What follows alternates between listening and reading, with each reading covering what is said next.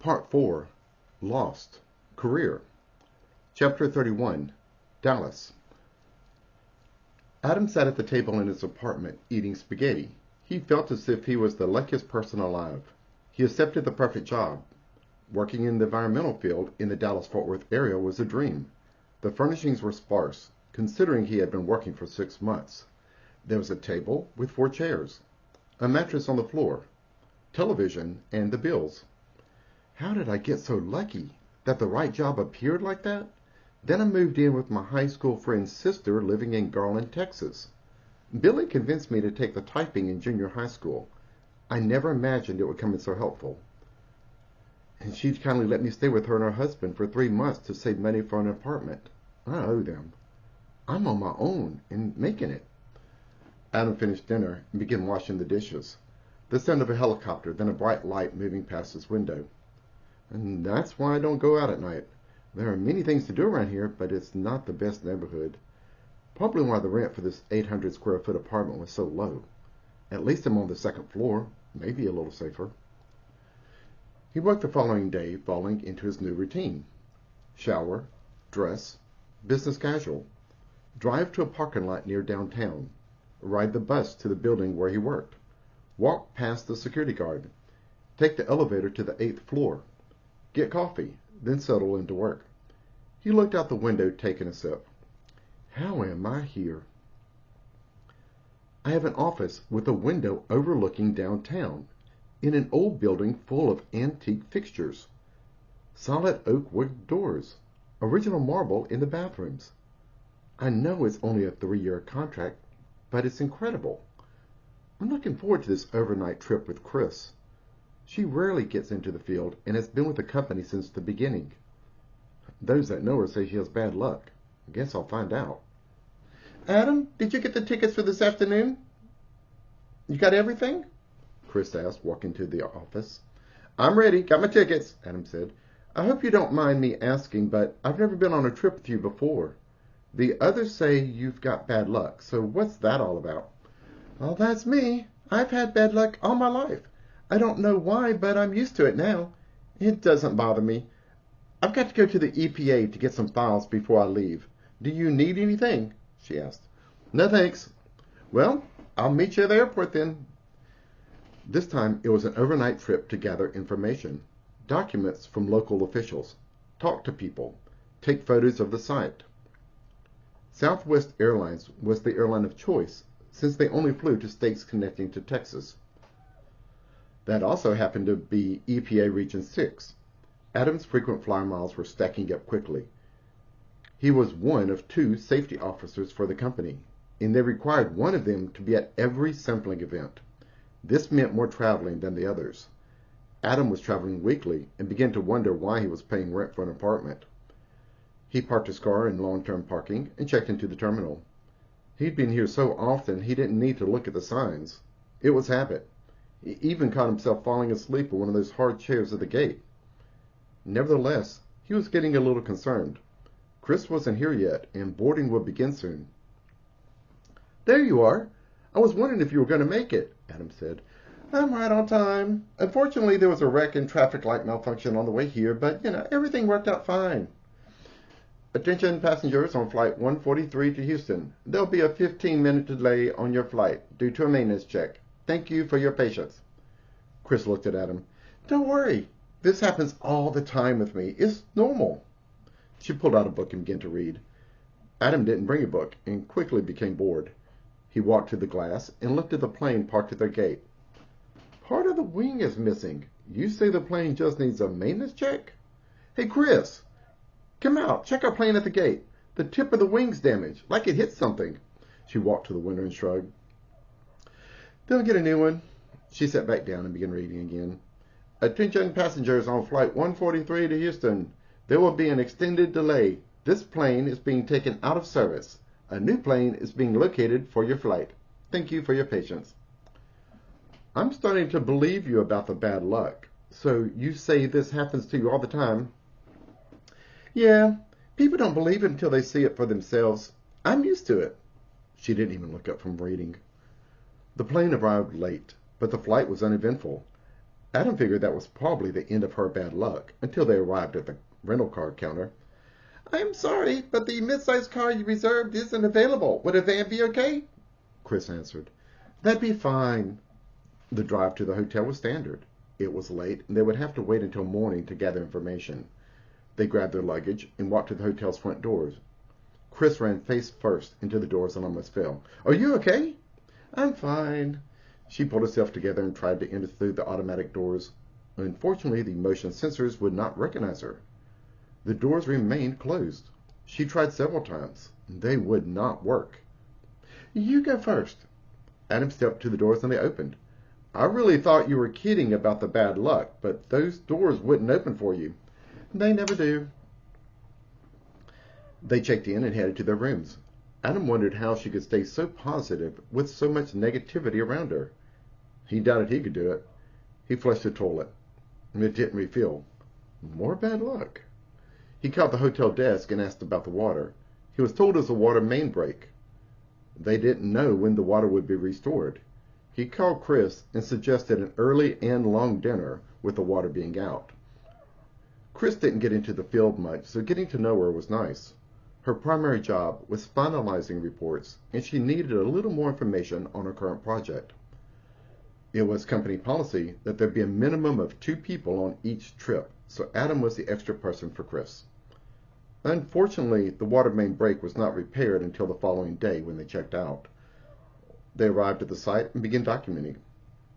"I'll record conditions and camera directions for each photo." 20 should be enough, she said. Documentation completed, they arrived back at the van. Chris tried to open the driver's side door. "It's locked. I can't find the keys."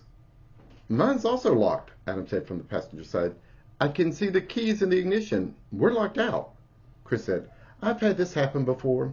We can call the rental car company and they can come out with extra keys to unlock it. Or we can call a locksmith and see if they can open it." "She can't see me on this side of the van.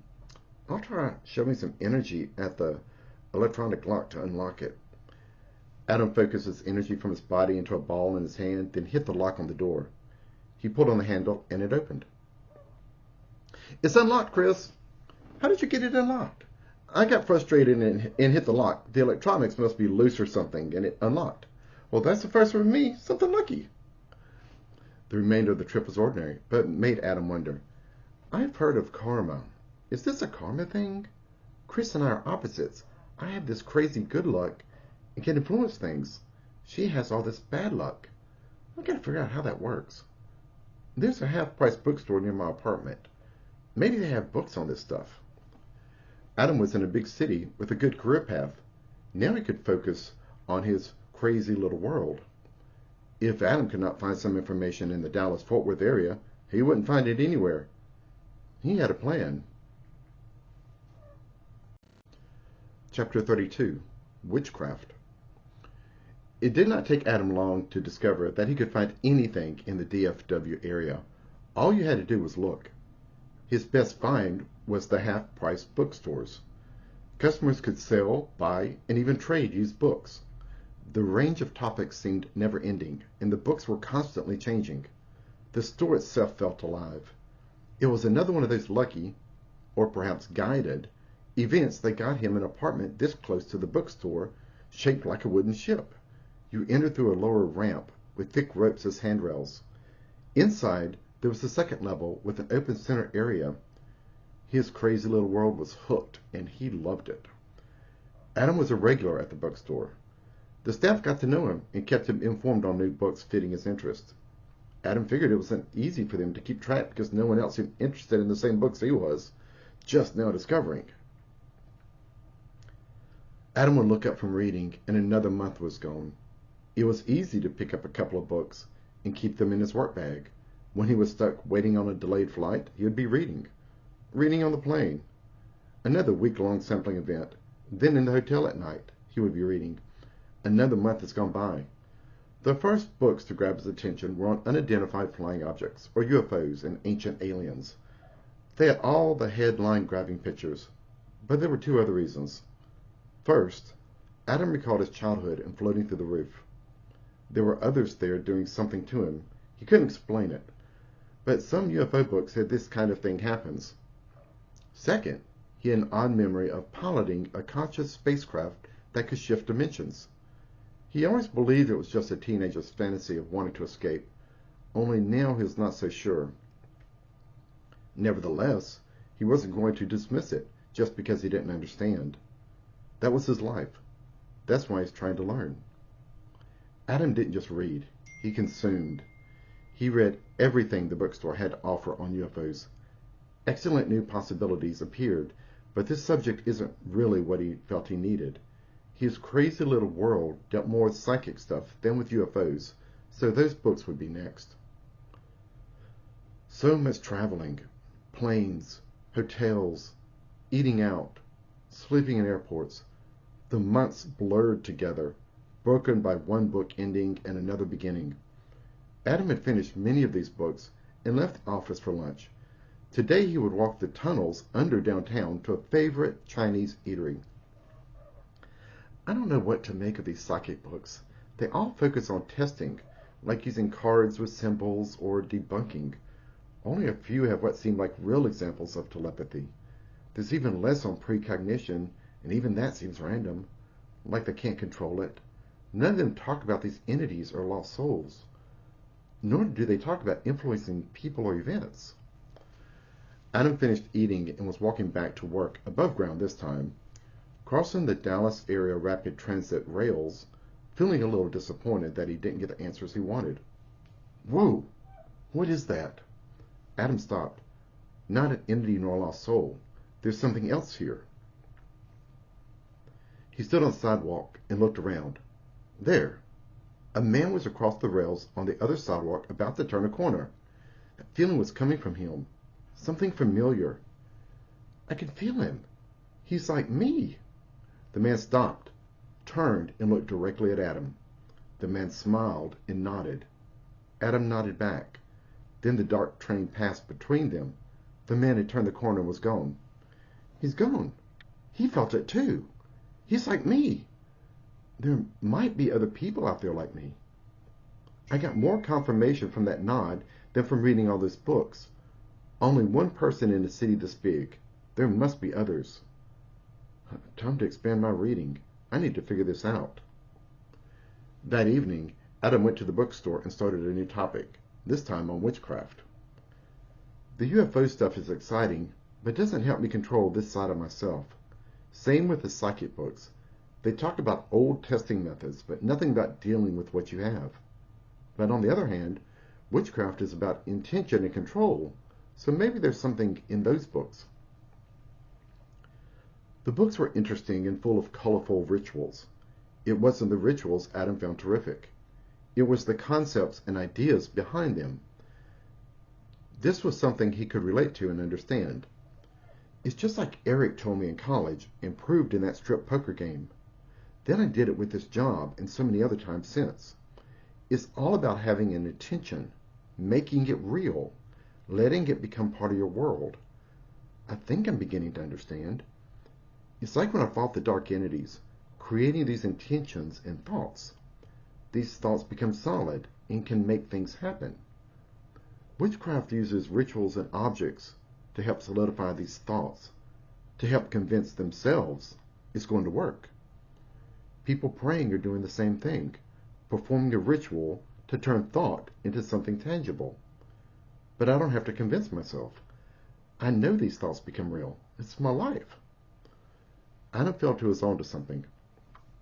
This is what he needed, to understand more about himself and why things work. Yeah, here it is in this book. It's the way I talk to the weather. I've always talked to it like a friend, and it responds to me like a friend. They lay out a 3-step process. First, say what you want. Second, give it a way to end. And third, why do you want a thing to happen? Like the old nursery rhyme. Rain, rain, go away, come again another day, 'cause little Mary wants to play. It's not demanding or ordering, it's talking to a friend and ask. It all works for me without the rituals and objects and foreign words. It all comes down to the intention and thought forms you create. These thought forms you make go out to fulfill your intent. If you have a bad day and send out these bad thought forms, they can cause real damage. That's going to be a problem. I'm human. I get angry at times, just like everybody else. I don't want to harm anyone. There was much more on witchcraft than Adam expected. Months passed. There was no way he could read about it all. Thought and intention are sent out for a purpose. These formalized rituals and elaborate systems didn't impress Adam. He always liked the KISS principle. Keep it simple, stupid. It was a line they used when investigating uncontrolled hazardous waste sites, and it worked here as well. One day Adam was roaming through the bookstore looking at books on art and cooking when he noticed something new. The bulletin board was new to him, but he had been there the entire time. He never paid it any attention. What caught his eye was a notice for people to attend a Beltane festival by a local group of witches. I know about Beltane. May 1st. May Day. A fertility celebration. Mom traced our ancestors to Scotland and Wales. She fell in love with our connection to Clan MacLeod on the Isle of Skye.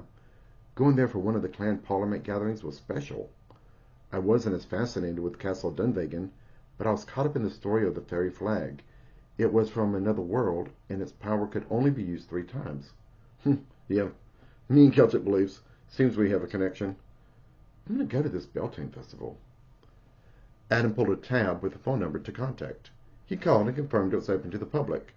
He was also told there wouldn't be nudity, but some might jump over a bonfire. There were also going to be some side classes, followed by a gathering to call the 4 elemental corners. It all sounded great. He was going. Maybe there people would be like him. May 1st arrived quickly, and Adam arrived at the celebration. It was held at a small non-denominational church. There were 60 or so attendees, larger than Adam would have guessed. Most seemed to know each other. Everyone was amicable, but Adam maintained his distance, feeling alone in a crowd as usual. They were all beautiful, their outfits and their souls, but he did not feel a connection like he felt with that stranger in downtown Dallas looking across the railway. Maybe he was such a novice he couldn't feel them yet.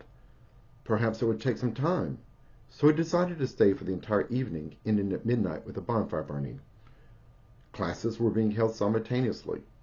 The first Adam attended was on speaking Gaelic.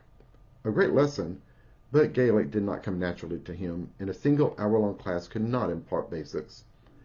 His next class was on Norse runestones. The course was excellent, showing how to make your own, and what they meant. The best part for Adam, though, was the instructor. He was an older gentleman with silver hair, and Adam felt it. That connection. This man had the same kind of connection to things that Adam felt. The man instinctively knew he had this connection, but it was below the surface. It was like the man was barely aware of it. He used it without thinking. Adam could see that things he needed would come to him easily, but he was the only one. Adam did not feel this kind of connection with anyone else at the gathering. Shouldn't they all have this connection with reality? It's why they believe, but he couldn't feel it from them. Even when they all gathered in the large central room and began the ritual calling of the corners, the 4 elemental points of the compass, dancing in large spiraling circles, pulling others in, it was all beautiful, but Adam felt no power, no connection. I don't understand. Even now, they're trying to make contact. I don't feel anything from them. That guy with the runestones has a connection, but no one else out of all these people. I'm standing here feeling alone in a crowd again. Adam left feeling alone. Jumping over the bonfire at midnight didn't help either. And they weren't like him. The book's material was correct in creating patterns of thought that become real, but there's so much more. That's only a piece of it. Where's the rest? The festival did do one thing, and that was to solidify his connection to the Celtic world. He could feel it. As he crawled into bed well past midnight, he thought, the Celts would have been drinking and jumping over that bonfire naked.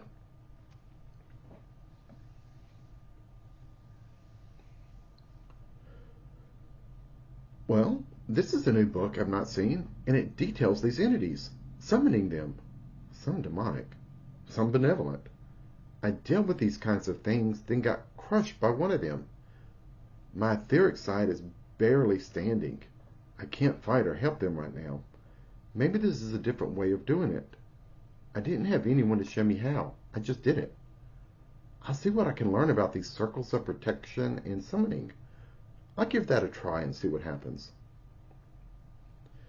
Adam didn't have anyone to teach him, so he didn't realize the danger of opening portals. He only learned through trial and error. He was about to learn again. Chapter 33. Group Attack. Adam continued reading about witchcraft and these entities. He was trying to understand why it worked, not the mechanics. They all used circles of protection, but they were unique to the author writing the book. Different customs had different processes for the same thing. So many different styles, but underlying it all is the same. The circle of protection might be like what I was doing with the entities, creating a thought form powerful enough to become real in this other plane of existence. The bubble of light around me, a circle of protection? Mine wasn't strong enough against that last entity. It was way too much for me. I have limits. I wonder if these circles of protection also have limitations. I'll focus on the style using archangel names. Figured I'd be drawn to that. I need to create that circle ingrained and natural within me before I try summoning anything. A month or so of practice ought to do it. Adam spent time practicing his circle of protection. He even practiced at work sometimes when he was alone. There was only a year remaining of the contract, so they would all be needing new jobs soon. The primary safety officer already found a new job and had left. Adam got his office, a corner office with windows overlooking downtown Dallas. He often stopped to thank the universe for his good fortune. I'm in my mid-20s, and this is my office? This just doesn't happen to people. Something else is at work. It was finally time to try a summoning circle. Adam prepared his personal circle of protection in his living room's apartment, then used his summoning book to make sure he got the ritual part correct. Adam could feel it arrive just as he had felt them before. It was dark, a lost soul, trapped and angry. Adam realized he had not thought any further. He was focused on protection and summoning, not what to do if something showed up. "Hello," Adam said. Anger and hate flowed from the entity. I don't want to hurt you. Just talk." Images of Adam being pushed into traffic appeared in his mind. "Stop it." Images of Adam being destroyed over time. No. I will destroy you first. I've done it to others." Adams was pissed off now. The entity looked at Adam instead of through him. It heard this threat. "Look at me. Look in my mind. See what I've done." Images of Adam's broken etheric body appeared in his mind. "Hey, now, there's enough of me left to deal with you." Adam would drop all protections and attack this thing if he had to. He did not care what it cost him. The entity was jarred as it felt Adam's intent and knew he wasn't bluffing. "I want to understand why all this happens. Why are you like this? Trapped." Images formed in Adam's mind. The being in front of him was in pain. Forcing it here was hurting it. It was Adam's turn to be jarred. It was in pain. They were never in pain in the way Adam used to deal with them. This summoning ritual was harming it, causing it pain. I don't want to cause you pain. So I'm stopping this right now. You're free to go." Adam ended the summoning ritual. The entity immediately attacked, but couldn't get through the circle of protection. It left just as it had arrived, angry. "God, I'm never doing that again. That summoning hurt it. I was causing it pain. That's just evil. I don't want to be evil. I don't think I was causing them pain when I melted away the darkness and showed them the way home. They did fight against it. Were they in pain and I didn't notice? I'm not going to fight anymore. I need to learn more. I'm so freaking clueless. I need to start talking to them, to all of them. I need to understand what's happening." Adam was clueless. He had opened a portal in his apartment's living room. Adam felt it immediately the next day arriving home from work. He walked into the apartment and felt he was walking through cotton candy. The air felt sticky. On the flat surface of his living room wall, Adam saw a dark entity leap at him. Adam threw his arms up as the entity knocked him backwards onto the ground. He felt his etheric side. It was still broken. He couldn't help him. There was no time for circles of protection. Another hit. Adam was lying on his back on the floor. His hands were trying to hold the entity away. He couldn't fight as he'd done before. It would have to be something different. He acted on instinct. I've got to get off me! Instead of building a light within, Adam began to burn. Dark flames spread from within. These etheric flames burned through his hands into the entity. It screamed. Adam let himself go. No more thoughts of light. It was dark, and it felt good. No thought, only a desire to burn and incinerate this creature. It screamed but couldn't get away, and began to char. Then burn. No concept of consequence to himself. He felt nothing but desire to kill it. Anger, hate, violence. He was speaking the language of these dark entities, and he was making sure they heard him. Embers fell around Adam, then vanished. The creature would never bother anyone again. It was over. Adam stood up and looked at the smooth white wall in his living room. There were more.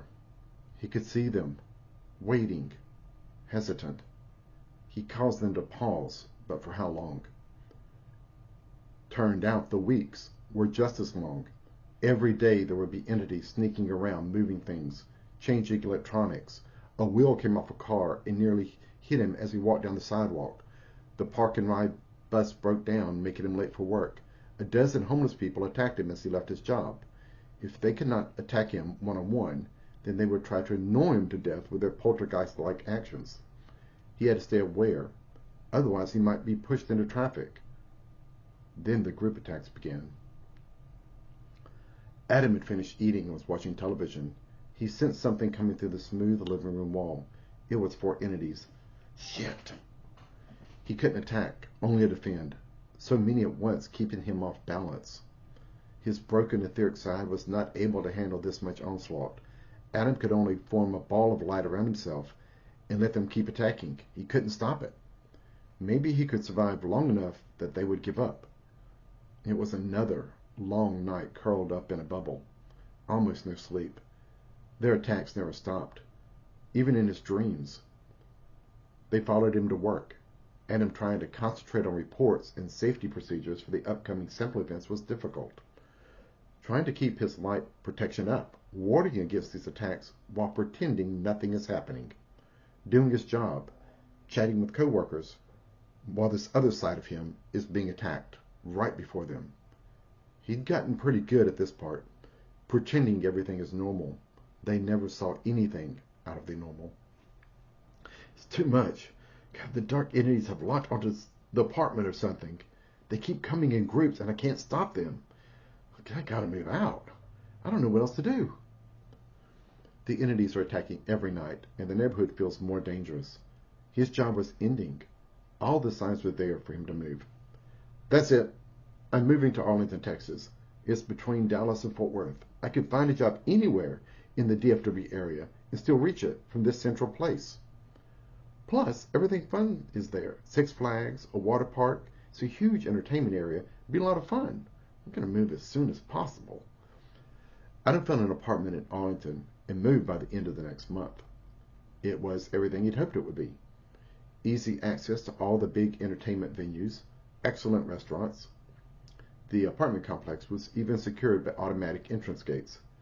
The best part was that the entities did not follow him. He had left them behind, like his family did when they left that first haunted house. He only hoped the next apartment renters would fare better than the couple that moved into his childhood home.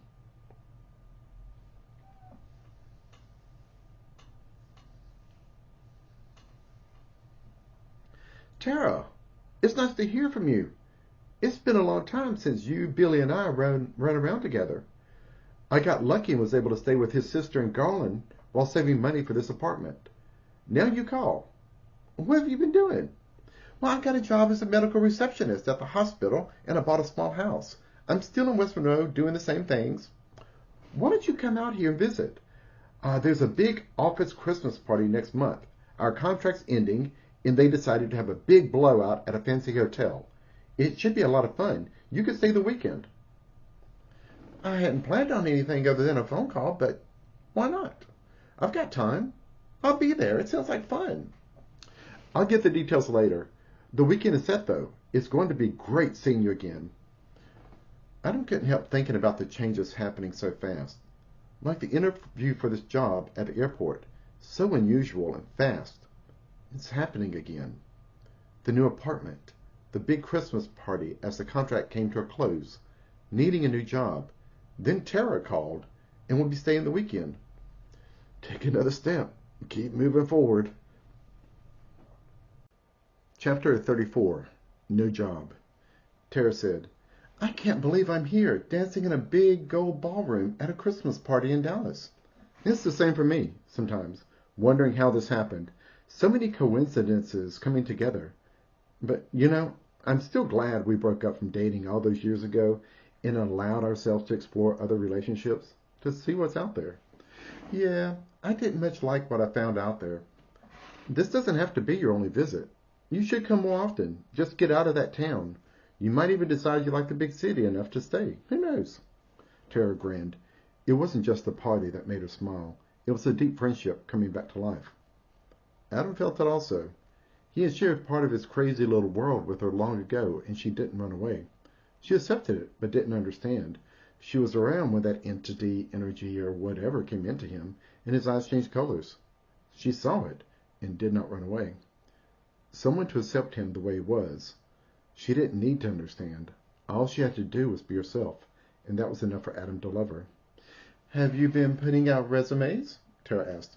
Only a few. I should be more panicked with only 2 months left on the contract, but I have this weird feeling something will come along. You know how stuff happens around me, and it's happening again. Just look at you here, now. It's amazing. You might have to give it a little help. Send out more resumes, even to jobs you may not want. But you will need to find something soon. Give it a little help. Tara's right. She means by sending out more resumes.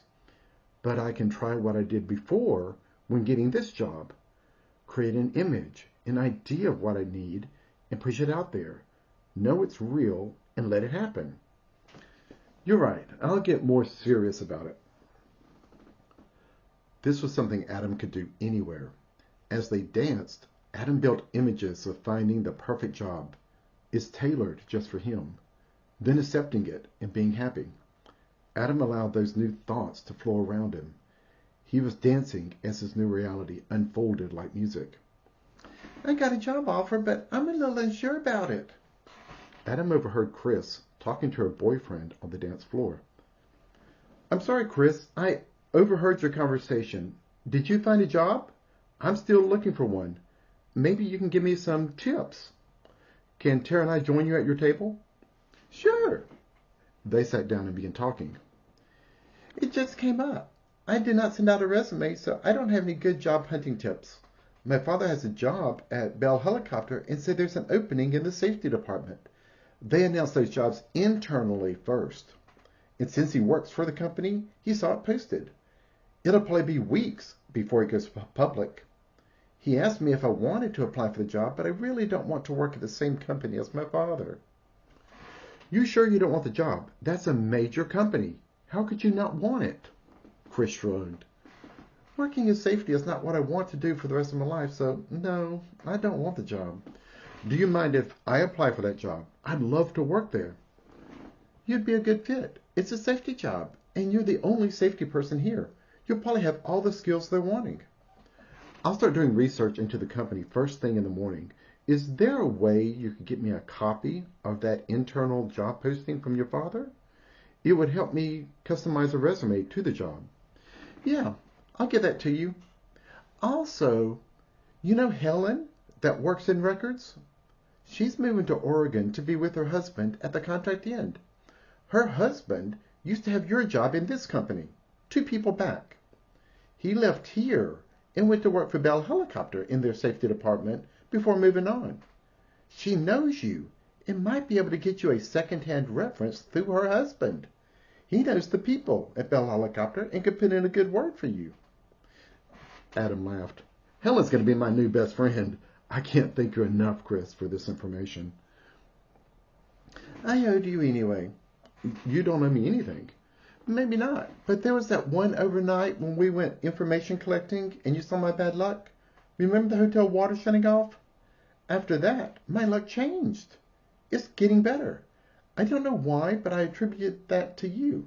It's probably nothing, but why not spread something positive, right? Adam nodded as Chris and her boyfriend went back to dancing. He looked at Tara. Can you believe that just happened? No, that's crazy. You can't let this go. You have to start immediately and stay on it. I know, right? That's a major company. If I get that job, I'm going to be lost, not knowing how to act or what to do. It'll be fine. Just takes time. Getting the job is priority, so don't let it go. Adam started the next day learning about the company. It was huge. The prospect of getting a job there seemed impossible, but he had a plan. I've talked to my husband about you, Adam. He knows what your job entailed here because he did it also. He's put in a good word for you with the safety staff at Bell Helicopter. They're expecting your resume, Helen said. Well, it's ready. The company needs a technician who knows all about sampling, chain of custody, equipment calibration, MSDSs, radiation, and the toxicology degree really helps. Also, industrial hygiene is the description of this job. So it's as ready as it's going to get. Okay, here is the direct fax to the safety office. It will go straight to them instead of through human resources or anywhere else. Thanks for all your help, Helen. I'll really try not to screw it up. Adam faxed his resume. There was nothing else to do but wait. He knew it could take a while because internal candidates were considered first. They'd not look at his resume until the job officially goes public. Then if he was fortunate, he would get an interview. Things moved much faster than Adam anticipated. No internal candidates could perform the job duties, and he received a call the following week. They wanted him to come in for an interview.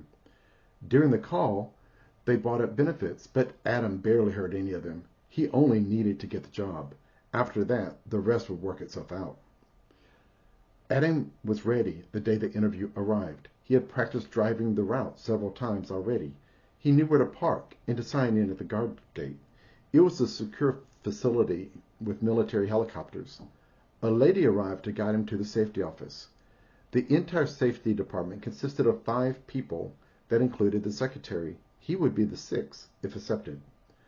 Just getting to the safety office took a while. The facility was massive. So many different buildings in one area. There were even an on-site fire department and medical center. Adam figured it would take 30 minutes to walk from one end of the campus to the other. How am I even here interviewing? They arrived at the office. Adam introduced himself to Aaron, the safety engineer, and Carla, the secretary. He already knew Molly, the industrial hygienist, because she led him here. William, another safety engineer, arrived a little later. He spent time interviewing with them one-on-one. Then the staff tested his knowledge and asked him about computers. If you get the job, the first thing we would like you to do is computerize all of our sampling data. Everything is on paper. Nothing is electronic, and it's hard to generate reports. Are you familiar with the Microsoft Office suite of products? Yes, I've used all the products. I'm stronger with PowerPoint and Word, less with Excel and Access, though I have created small databases for reports. Data entry should be easy. Can you demonstrate for us? Oh, sure. I've had formal typing classes, and I can type as fast as you can speak. Try typing this page, Aaron said, handing him a document. Adam's fingers flew over the keyboard. It sounded like machine gun fire. They all laughed. Wow, you do know how to type. He also knew about the equipment we have on site and recognized some of the hazards as we walked through the shop, Molly said. Not bad. The final hiring decision will be made by Phil. He's the boss, but he's not here. We also have other interviews to conduct. I understand. Thank you for your time and for allowing me to speak with you today. Molly escorted Adam back to the guard gate, turning in his visitor's badge. I hope I get the chance to work with you. Thank you. Oh, you never know. Good luck.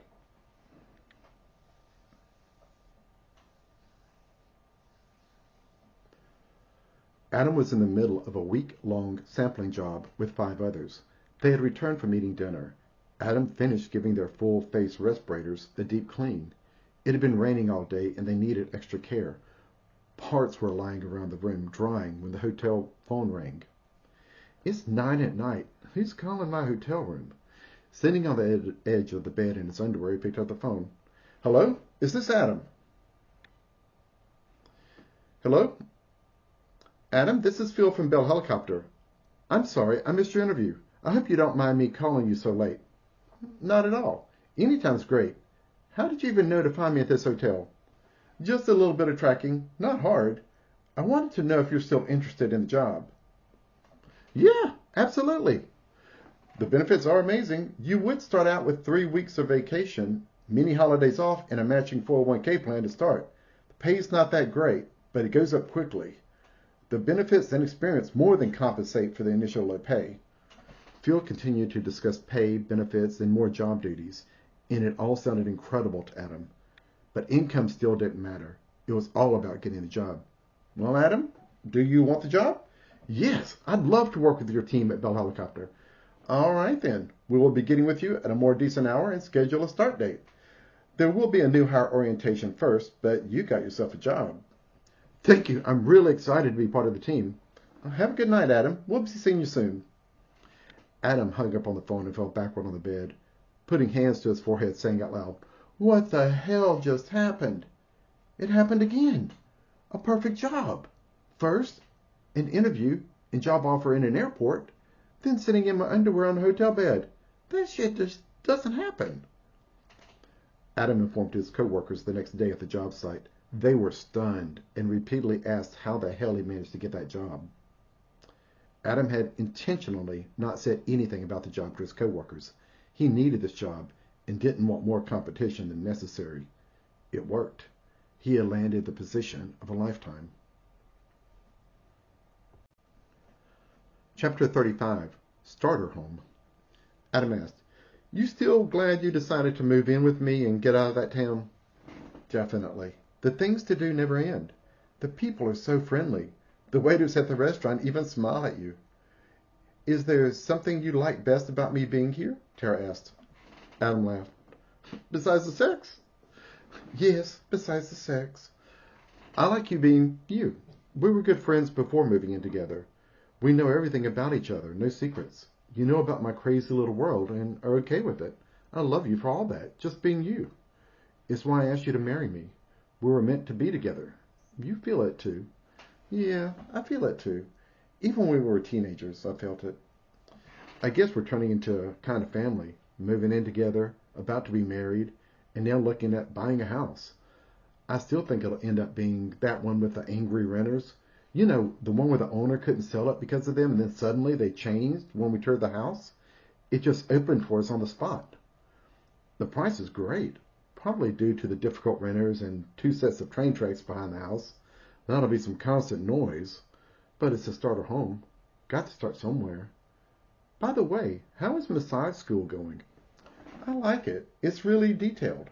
Texas requirements are strict, but I've gotten in with the best school in the area. The other students are great. They really help each other out, and I'm becoming friends with one of them. Seems we're always working together when practicing. Speaking of friends, I got a call today from someone I knew in college, a guy named Jeremy.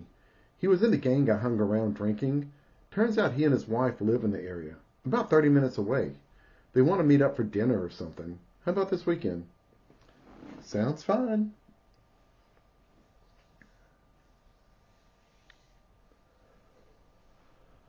Adam walked through the machine shop, past the tanks of cyanide and heat treat furnaces. It had all become routine after being on the job for 10 years. He had been in all the facilities, crawled through the tunnels beneath buildings, identifying confined spaces, entered every restroom, testing the water for lead, made it into every roof investigating air handling units. Bell Helicopter had become just as much home as the house he and Tara purchased.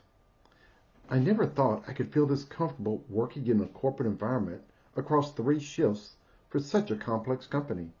So many hazards we've mitigated. And here, I can use my crazy little world to help, to feel something is wrong and fix it before it happens. Other people just walked. Adam moved with his senses open, feeling his surroundings, feeling for something out of place. Whoa! Adam stopped in the middle of the aisle next to the heat treat carburizers. He looked around. Something's wrong. He opened his senses more and felt the air and heat from the furnaces. He felt electricity, a lot of it, to his right. And there's no one there. Everything looks normal.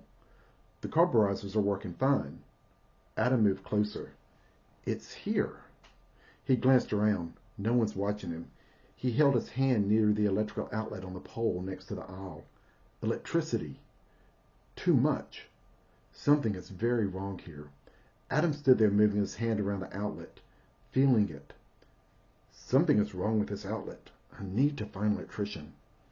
Adam began his search, not moving far from the pole. First, he had to make sure no one touched it. There, the supervisor for the electrical contractors doing work in this area. Excuse me, you're the boss for the electrical contractors doing work here, right? Yeah, I'm Scott. Well, I'm Adam. I work in the safety department. I think we've met once or twice. If you have a minute, could you look at something for me? It's right here and will only take a moment. Sure. It's this outlet on the pole. Is there something wrong with it? Scott reached out to touch the outlet. No, stop. Don't touch it. Can you tell me if something is wrong here without touching it? Everything looks normal. From what I can tell, it hasn't been disturbed. Not even opened. Nothing's wrong here. I'm sorry, but something's wrong here. Can you get your guys to check it out without touching this outlet? Scott agreed reluctantly. He was a contractor and Adam worked in the corporate safety department. Best if it took a little time to appease him. Adam was waiting by the pole as Scott returned. There is a problem. My guys wired that outlet to the wrong bus bar and there's a whole lot of power going into that outlet. You couldn't tell it from the outside of the box because the work was done way in the back. It could have killed someone, but there were no signs of a problem. How did you know? Just got lucky, I guess. No. I need to know how you knew. I need to make sure I can see the signs and that this never happens again. What gave it away? How did you know? Adam was caught and he couldn't blow it off. Scott was forcing him to answer.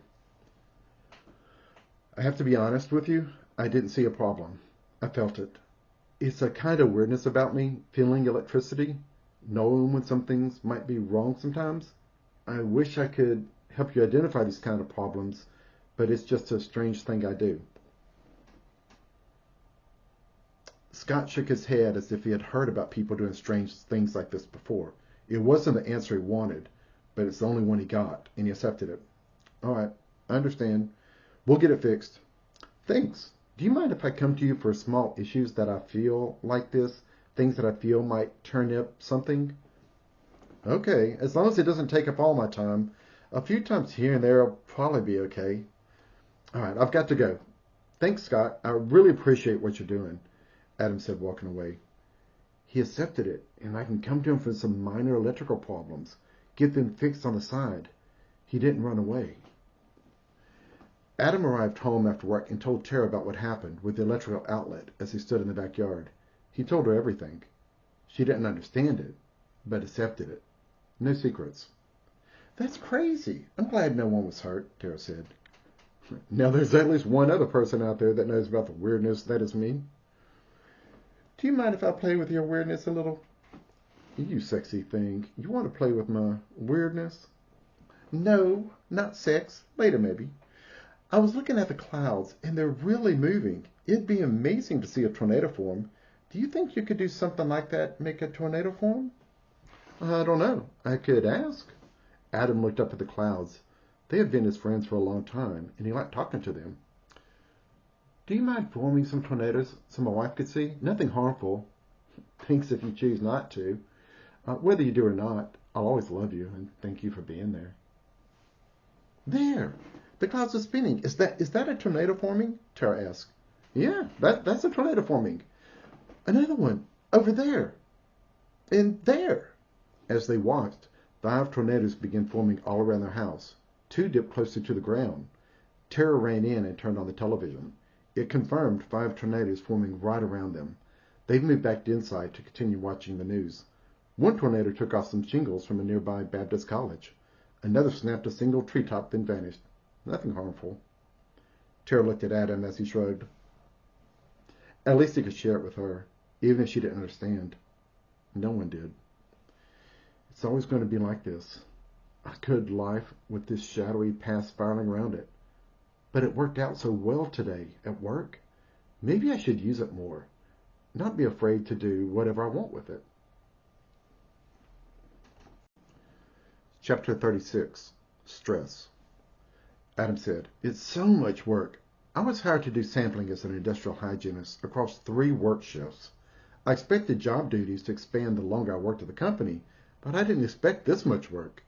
Then becoming the respirator, hearing conservation, confined space program administrator, helping conduct weekly new hire training, learning to create web pages, becoming the webmaster for the whole environmental health and safety department, creating weekly newsletters to put on the website, getting all 35,000 material safety data sheets online, not only for employees but also for customers around the world, then becoming the EHS's department ISO 9001 self-auditor, ensuring all our policies and procedures stay current, now enrolled in the Six Sigma Black Belt program.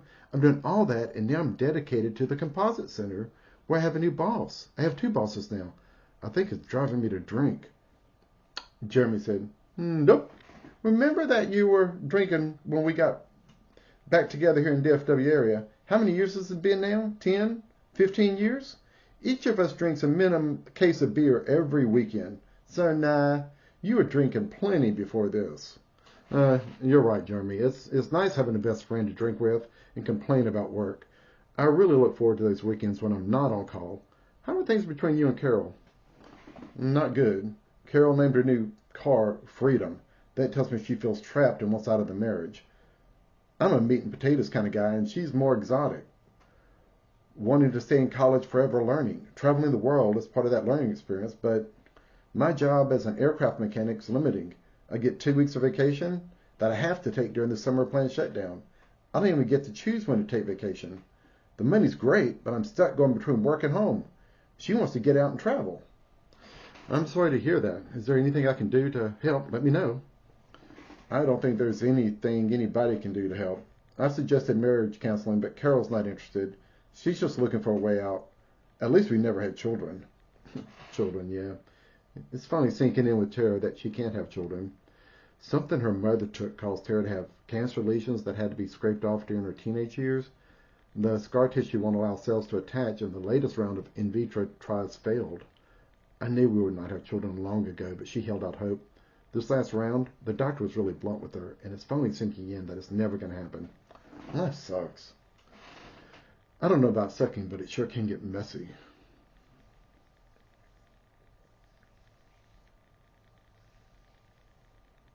Adam, Textron Corporate has noticed the great work you did taking the material safety data sheets global, not only for Bell Helicopter, but you helped all the other divisions go global as well. They'd like you to become part of the Textron Corporate Safety team part-time. You spend 50% of your time with your current duties, then the other 50% of your time working for Textron Corporate. It's a great opportunity to look great on a resume. There'd also be some international travel, Phil said. Would there be any reduction at all in my current duties? Because I'm doing a lot right now. I don't think I could do everything I'm doing right now in 50% of the time. We should be able to move a few things around to other people, like the ISO 9001 auditing, local MSDSs, webmaster duties and such. You'd have to train them, but those duties would not be on you. They would still have me as your EHS boss, and you would still have your boss at the Composite Center.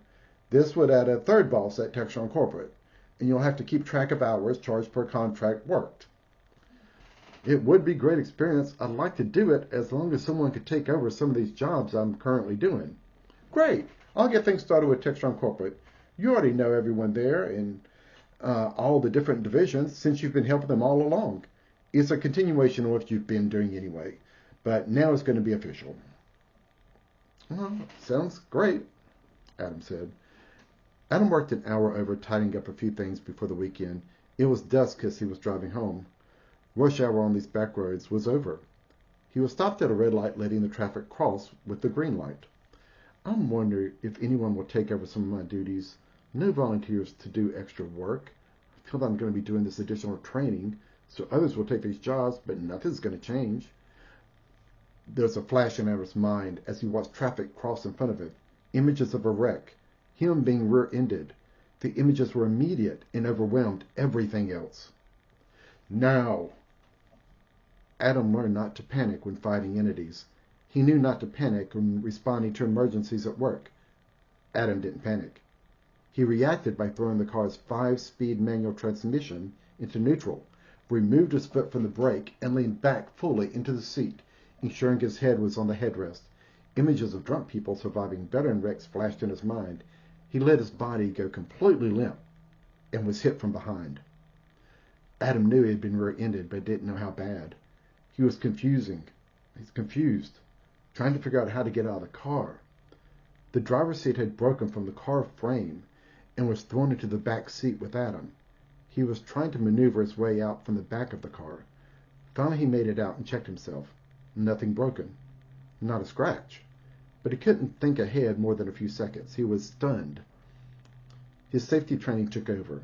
No thinking. Check the other person who was sitting on the side of the road. No blood or apparent injuries.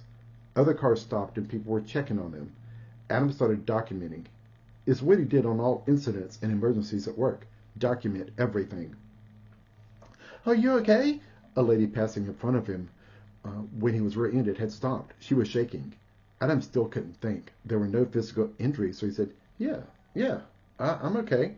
Oh my God, I'm shaking. I'm so sorry that the car hit you, but it would have broadsided us and probably killed my daughter sitting in the passenger seat if you weren't there. I can't believe she was almost killed. Well, I'm glad you're okay. Everything's okay. I'll be a witness. I saw everything. She gave Adam her information and stepped back as the police arrived. The police documented information from Adam and witnesses. However, the other driver couldn't speak English. The police also told Adam he appeared drunk, and it wasn't his car, and he didn't have a driver's license. He was being taken to a hospital. Are you injured? Do you need to go to the hospital? The police asked Adam. Adam still could not think. He could only answer basic questions. I'm not injured. I don't need to go to a hospital. Adam stood there with a blank expression on his face. Can your car be driven? No, there's no driver's seat anymore, and the front wheels are bent. In addition, the frame may be bent. Do you need us to call you a tow truck? Yes, I need a tow truck. Is there someone you can call to pick you up? Yes, I can call someone to pick me up. Tara was out of town for the weekend, so Adam called Jeremy. He was 30 minutes away, but would be there as soon as he could. 2 tow trucks arrived, one for each vehicle. The driver towing Adam's car gave him his card and said it would be stored at that address. Adam nodded. The cars were towed away. The police left. Everything was finished. Adam was alone and confused, sitting on the side of the road. He thinks he called someone to pick him up. He'd sit here and wait, dazed, not sure what just happened. He documented everything, but he couldn't remember what he wrote. He did not know what to do without someone telling him. Jeremy arrived. He got Adam into his car and drove him home. Adam was home safe. Tara would be back tomorrow. All he needed to do was sleep. I'm glad Jeremy picked me up. He was there when I needed him. I love him. He's a good person. It's the weekend. I don't have to work tomorrow.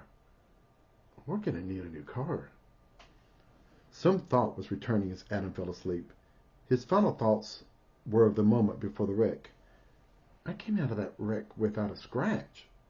I knew I was about to be rear-ended.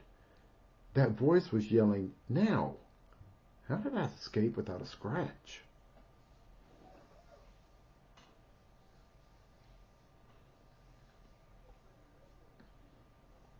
It's nice having a new car that gets great gas mileage, Tara said.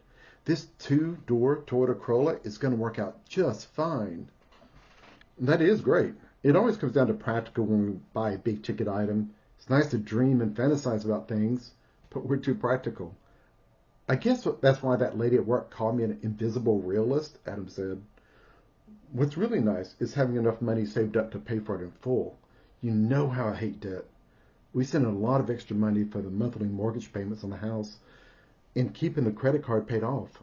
I'm still glad we got rid of all your plastic cards when we got married and only kept the one main card. I'm also glad we only kept one card. Another thing, you can get back to your pottery at Lockheed Martin's recreational area now that we have a second car. You can take the old green truck and go there after work again. Yeah, that'll be nice. I've been under a lot of stress at work, and doing pottery helps relax me. I think that they have missed me since I've turned into their raku guy. They like how I fire things in the raku kiln and probably want me to do it more. Did I tell you? I think that they're going to let me president of the pottery studio. No, you didn't tell me. So why do you think that? Several of the longtime members have mentioned it to me.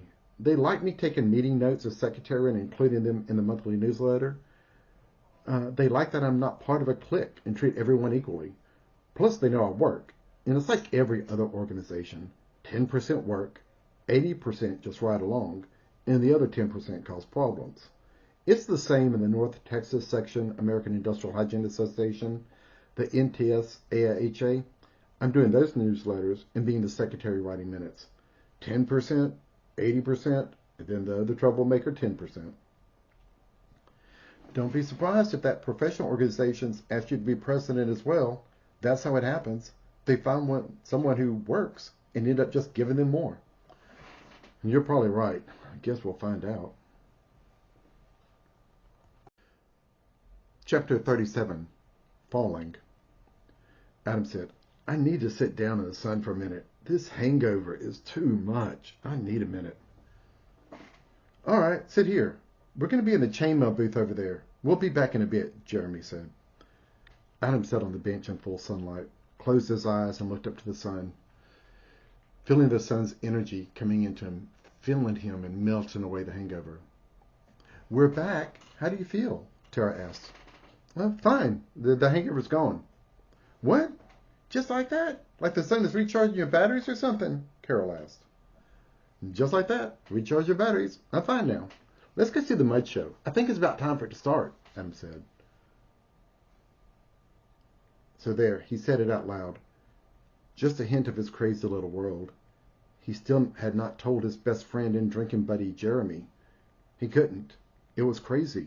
He was crazy and didn't want to lose his friend. He would not understand. Perhaps it was age, stress, or something worse like arrogance. Adam had started relying on this crazy side. He was dependent on it now. He was using it so often others began to notice. I would love to be able to do that and get rid of the hangover, but I'll just have to live with mine. Anyway, on to the mud show, Jeremy said. The mud show was always a favorite at the Texas Renaissance Festival. The place was huge. You had to plan out the weekend carefully. Still, there was no way to see or do everything in just a weekend. However, they had to hurry as rain was forecast for late afternoon. The mud show was great. So were the chariot races and tavern musicians. So many people in beautiful costumes. Adam wore a more modern outfit related to the steampunk universe. Tara, Jeremy, and Carol wore more traditional Renaissance clothing, with Carol's being the most elaborate. She had a full-length red velvet dress outlined in gold. She could have been in the royal court with the queen. The last day of the fair was winding down, and rain clouds began to gather as they headed to the front gate. It was a great weekend, but Adam noticed how Jeremy and Carol acted. He could tell Jeremy still loved Carol and wanted to be with her. However, Carol wanted something else. She tried to talk with anyone else, but him, it seemed. She would tell complete strangers about her dreams to go back to college and travel the world studying, constantly traveling and not being tied to anything. Jeremy had mentioned this to Adam before, but this was the first time he saw it planned out. It started sprinkling rain as soon as they made it through the exit. Tara and Jeremy led the way, with Adam and Carol falling behind. Oh no! The rain's going to ruin my dress! We have a long way to the car and the ground's going to get muddy! My dress is going to be ruined! Carol said. She was getting distraught. Tara and Jeremy were far enough away they didn't hear her. But Adam was right beside her. She was in a panic, and he could help. Others had seen hints of his crazy little world and not run away. Maybe she would not run either. Carol had stopped walking. Adam stopped as well. Wait a minute, I might be able to help. How? Carol asked. Adam looked up at the clouds and said, It's going to stop raining right now. The rain stopped the moment Adam finished the sentence. Adam continued looking up, talking to his friends. The rain stopped. They're listening. All right. Let's go. The rain's going to hold off until you can get into the car. Once you're safe in the car, it'll start raining again. And it'll pour rain all the way to the hotel. When we pull into the hotel parking lot, the rain will stop long enough for you to get out to your room, safe from the rain. Then it'll start pouring again and will pour all night long. Carol just looked at Adam like he was crazy. Come on, the rain stopped. Let's get to the car before it starts up again, Adam said. He didn't need to say it twice. They walked as fast as possible to the car, catching up with Jeremy and Tara. What's the rush? Jeremy asked. I've got to get this dress out of the rain or it'll be ruined. Got to get to the car quick, Carol said. The rain held off until they shut the car doors. Then it started raining again. Carol's dress was safely out of the shower, and they talked about how lucky it was that the rain held off until they got in the car. During the hour back to the hotel, the talk continued about what they had done. The rain continued the entire way back. The rain stopped as the car turned into the hotel parking lot. However, the moment they stepped under the hotel covering, it started raining harder than before. They made their way to their rooms and got changed. Adam answered the knock at his door. It was Carol. He stepped outside and pulled the door slightly closed behind him. How did you know that was going to happen? What just happened? How did you do that? The rain started and stopped, just like you said. Adam was taking a risk. He had been doing things to help himself. Many items for personal gain. He had forgotten about the arrogance trap and was falling into it again. I've tried not to say anything about some of the craziness in my life, but sometimes I talk to the weather and it responds. It makes me feel crazy, but it happens. You just saw it happen. I don't know how to explain it. The sky's my friend, and I talk to it like a friend. It responds like a friend. I hope you don't think I'm too crazy, Adam said. I think there's a lot in the world we don't understand. That's one of the reasons I want to travel so much and learn. There's so much out there waiting to be discovered. It doesn't matter in the end. I'm just glad my dress didn't get ruined. All right, where do you and Jeremy want to eat tonight? Somewhere close, because this rain doesn't look like it's going to let up anytime soon. The rain didn't let up. It poured all night long and created a significant flooding event. They discovered many of the side roads were underwater as they checked out of the hotel and headed back home. It was a weekend to remember.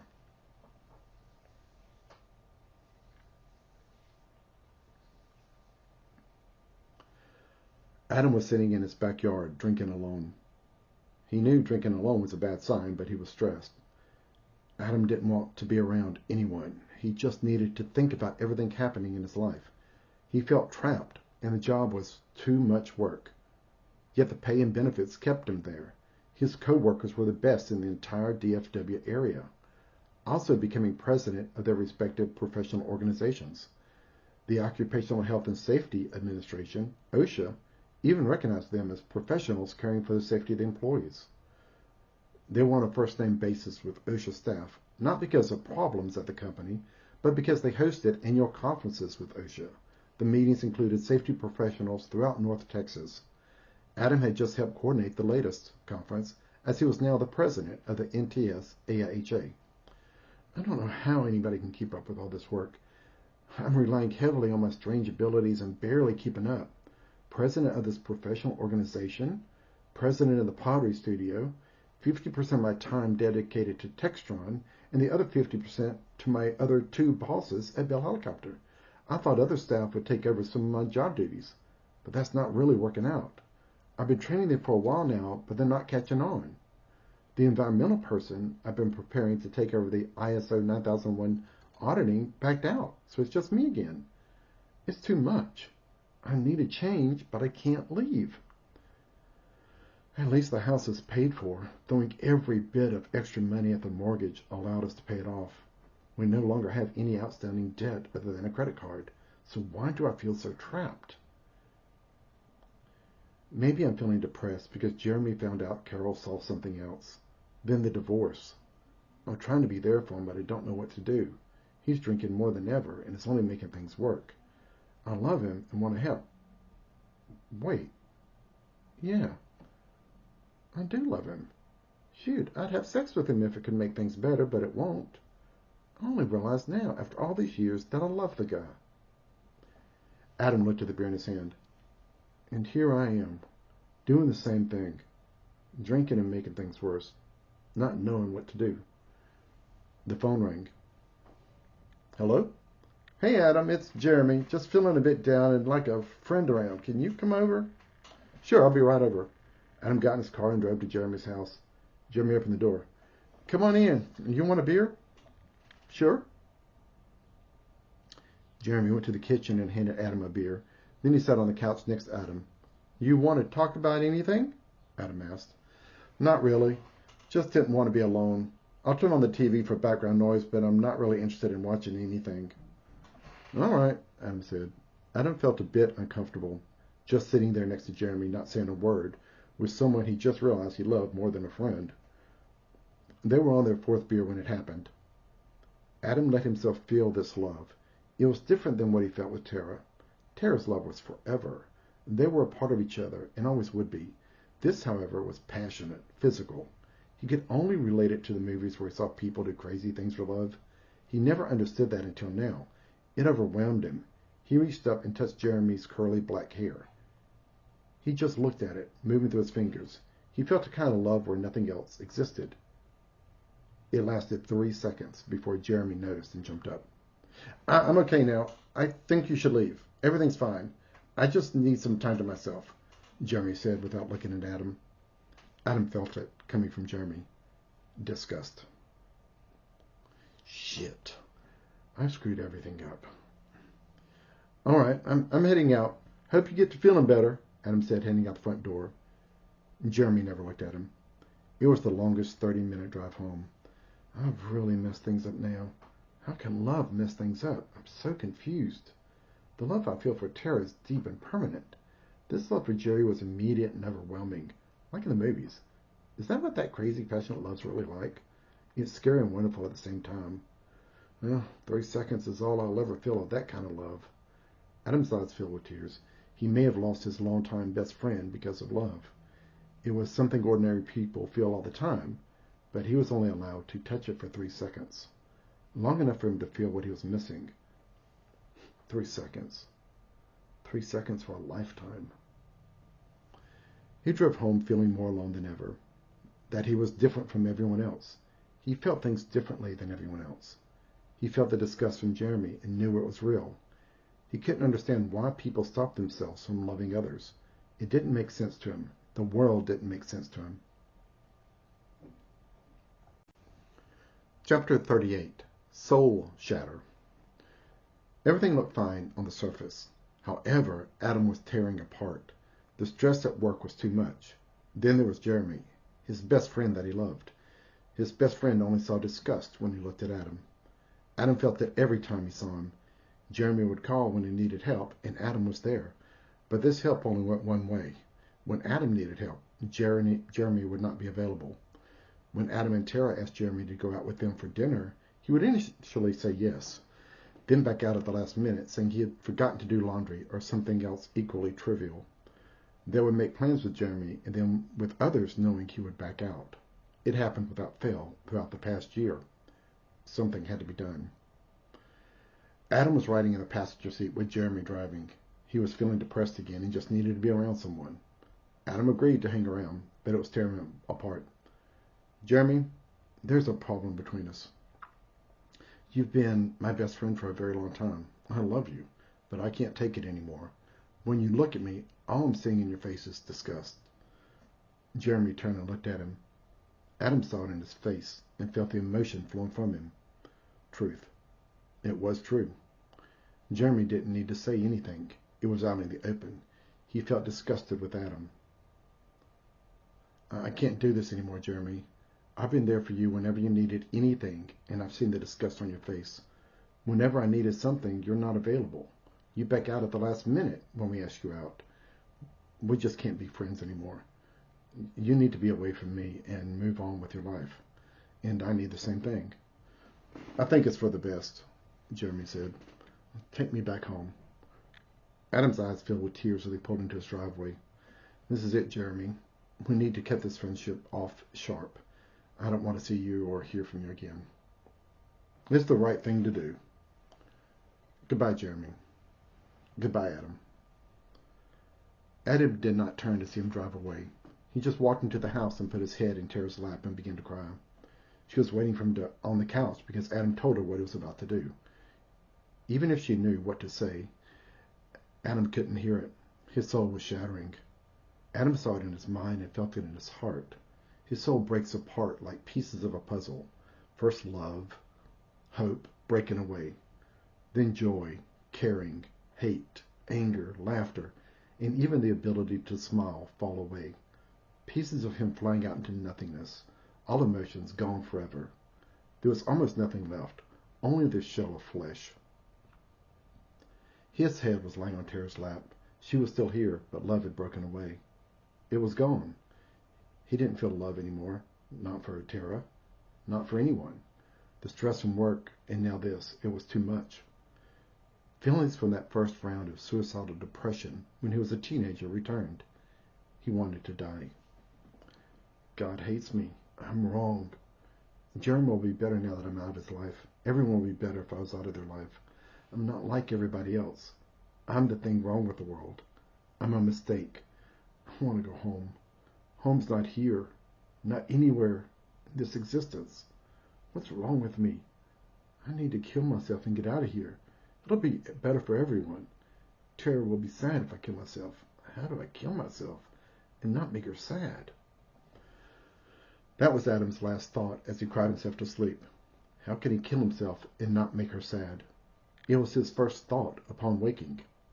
It was his single thought during every still moment of the day. When driving, how can he kill himself and not make her sad? When eating or walking between buildings at work, when he was peeing, this thought was there for every moment his mind was still. He was suicidal, but this fingernail of thought kept him alive. He could not figure out how to kill himself so Tara would not be sad, not devastated, not in a financial bind. The impact of his death on his parents, brothers, sisters did not matter. Nothing else mattered. Adam did not want her to be sad, and it was the only reason he was not dead yet. Days went by, then weeks. The suicidal thoughts never stopped, and no one noticed. Adam had become a master of deception by hiding the odd things that would happen around him. He had learned how to manipulate and push people, to redirect their attention when Adam felt them getting too close to the truth. He had lived his life hiding a significant part of himself. This was just another thing to hide, and Adam did it well. No one noticed he was suicidal, not family, not co-workers. He hid it so well that Adam noticed everyone really liked him. They really like me. Suicidal. At this point, all the odd coincidences and strange happenings in Adam's life began to go dark. He felt he was under constant attack from both dark entities and reality. He felt existence turn against him. Even the evening news turned negative, with stories of strangers burning a gay boy then leaving him to die tied to a fence post. Then weeks of news stories showing a church protesting with signs of God hates fags. Existence was trying to destroy that teeny sliver of a fingernail holding on to life, that little bit that did not want to make Tara sad. It was all that was left of what Adam used to be. He wanted to protect that fingernail of life, but how to do it when existence itself wants you dead? He could only think of one thing to do. He built a protective cage in his mind. He put a small image of himself in it, the part that didn't want to make Tara sad, the only part of him that was left. It needed to be protected, and he knew of no other way to do it. So Adam locked it away in a cage made of bars. The darkness had surrounded him, wanting to destroy him. He only knew the cell was there because of the beam of light shining on it. Otherwise, there was only darkness. Adam instinctively knew, perhaps through his safety training, that you always have an exit in mind. So when he created the cage, he also created a lock that would let him out of if the right conditions were met. The key was a phrase, "Are you okay?" That was it. 3 words. If anyone asked if he was okay, He could talk about what happened. Anyone at all could ask. Then he can open that cage and be free again. But Adam was a master of deception. He was very good at what he was doing, and no one noticed. No one was asking if he was okay. Not family, not friends, not co-workers. They all liked him like this. Suicidal. Every day was an eternity. Every still moment filled with thoughts of suicide. Days turned into weeks, which began turning into months. Every night, Adam cried himself to sleep, wanting to die. It was the first thing he thought upon waking. Every day was an eternity, and the image of himself in the cage was dying. The days were the same and blurred together. 3 months had gone by, and his appearance in the cell was a dead body on the ground, still caged. Adam, you know how we've been talking about moving back to our hometown where both our families still live? That we may need to be there one day to help them as they get older? Yeah, it needs to happen because you don't make enough money to support yourself here if something happens to me. Even with the house paid off, there you would have family around to help. Well, my father decided to get married to one of his friends he's known for all his life. Her husband died some years ago, and since my mom died, they both decided it was time, so he's going to move in with her once they get married. He said he would give us his house and all the contents free if we would move back. What? A house fully furnished? Free? Yeah, but he wants an answer soon. We need to decide quickly. I say yes, but I have to give some notice at work. It'll take a lot of time to get ready to move. Your dad's like a hoarder. There are rooms with only a small path to walk through. I mean, there are empty 2-liter soda bottles just piled up and used pantyhose that might be useful for something someday. Well, we can start going in on weekends to clean up. It's going to take months. I could give work a 6-month notice so they have plenty of time to train people to do my job. They're not taking it seriously now, but they would have to do something if they want to transfer knowledge. You think your dad would be okay with us saying yes, then using weekends to clean, then moving back in a few months? Yeah, Dad's okay with that. I said something along those lines when he brought it up. Well, all right then. I'll write up something and give my boss a 6-month notice. You win, existence. You want me dead? Tara can move back home and be around family. She won't be so sad around family. You win. I'll kill myself as soon as the papers are signed. Adam turned in his 6-month notice of resignation the next workday. They couldn't believe he was giving them so much advance notice. He explained moving back to the hometown and how he wanted to provide them with plenty of time to transfer his knowledge to others. They would be sad to see him go, but they understood moving back to be with family. All that was left to do was start working on the new house and sign those papers transferring ownership. And that would be the end. The end of Adam.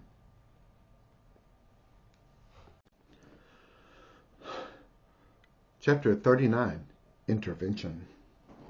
Every day was an eternity. Although Adam was no longer crying himself to sleep, it was done. He would kill himself once those papers were signed. Every still moment was filled with thoughts of suicide. Only now the part about making her sad was removed. Now it was how to do it. He did not want to borrow someone's gun and make them feel bad. Still, there were so many other ways, and using his knowledge of poison was high on his list. Adam, can you get me a report for all sampling done for the past year in Department 55? His boss asked. Here it is. I've already printed it, Adam said, handing it over. Perfect, thanks. He's going to want the safety statistics updated on the website today as well. Good thing I've already done it. Could you also make sure to update the safety statistics on the website as soon as we get out of this meeting? I have another meeting this afternoon and would like to show them the current data. It's already done. Everything's updated. Excellent. Adam knew what they wanted and was delivering it when asked. Perhaps it was advanced anticipation or foresight, but he was printing reports before people asked. Adam had let his hidden abilities take over. He knew when there was a problem with a machine before the employee told the supervisor.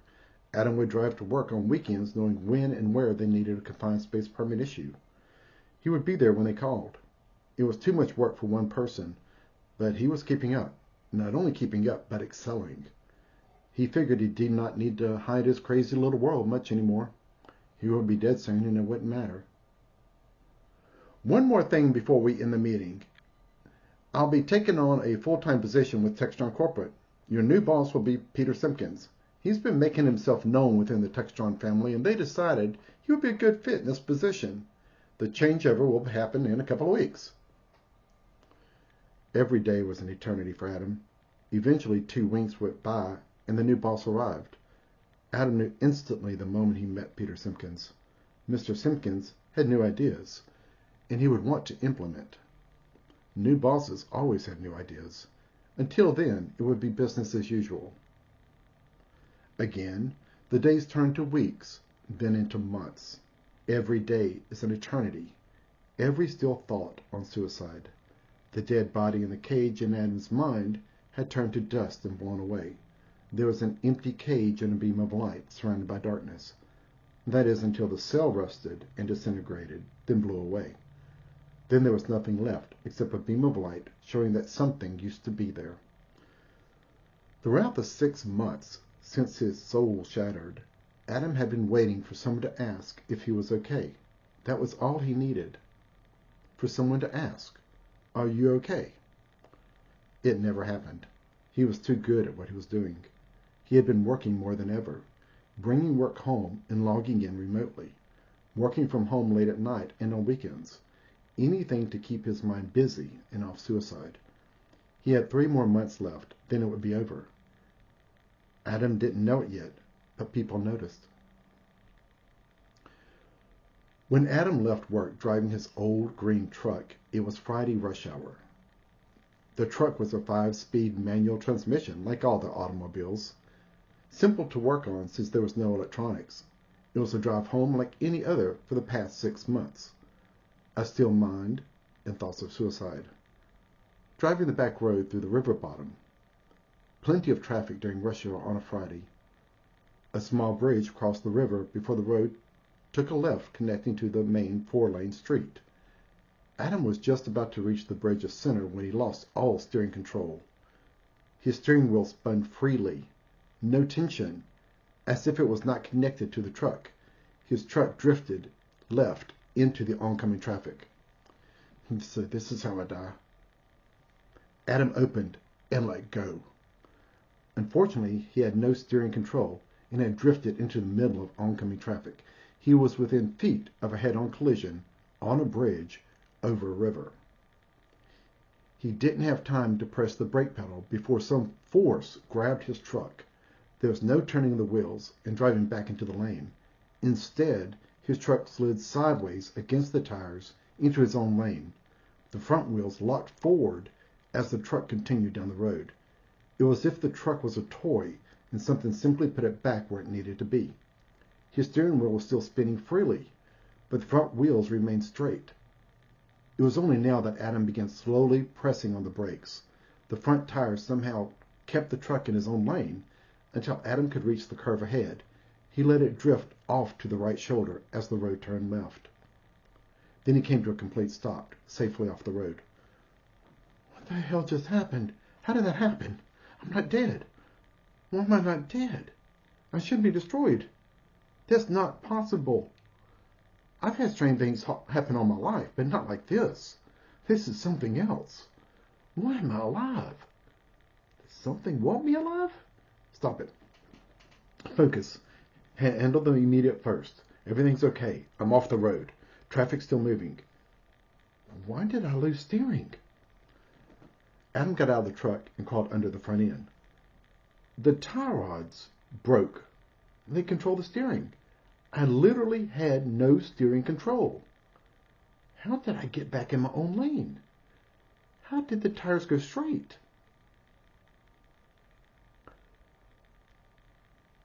Focus. I can't fix this. I need to call a tow truck. He can tow it to the house, then I can figure out what to do from there. Adam called a towing service, then called Tara. He got back in the truck and turned on the radio. It didn't matter if he ran on the battery now. The song playing was Don't Give Up. The song on the radio saying Don't Give Up. A positive coincidence when everything had been negative for so long. Something wants me alive for some reason. I don't know why, but there's nothing left of me. The part I was trying to protect died and blew away. Even the cage is gone. There's nothing left. Why save me now?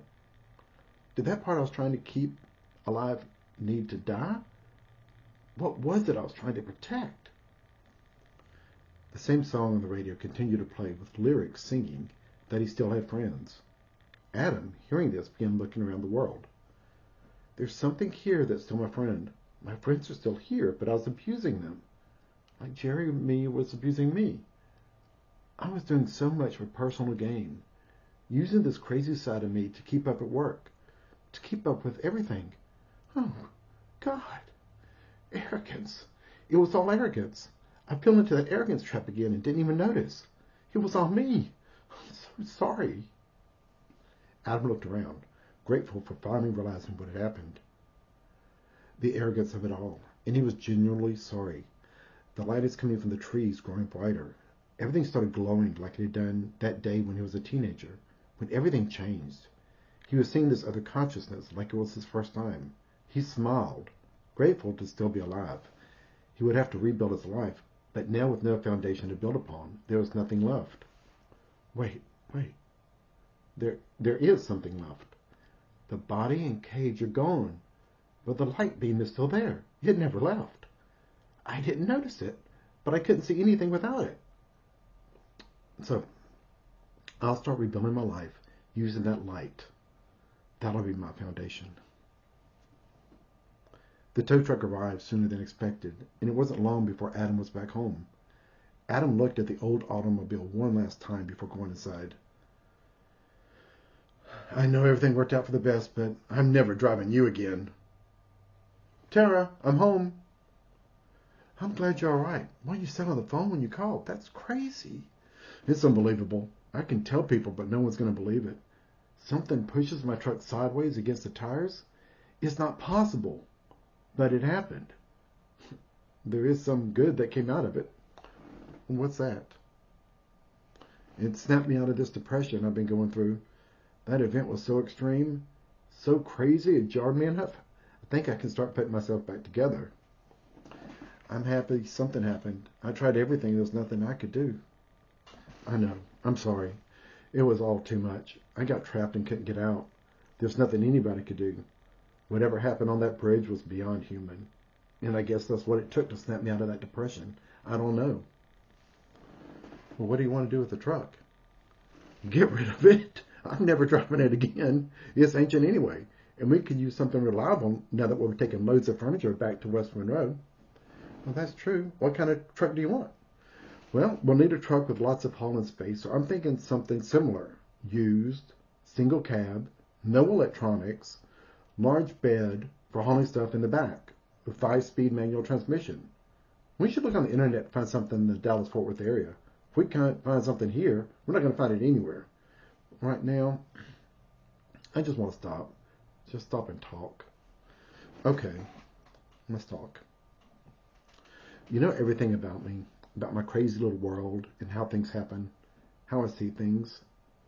I know. I knew it when we were teenagers. I knew it when we got married, and it started sleeting. May 1st in Louisiana.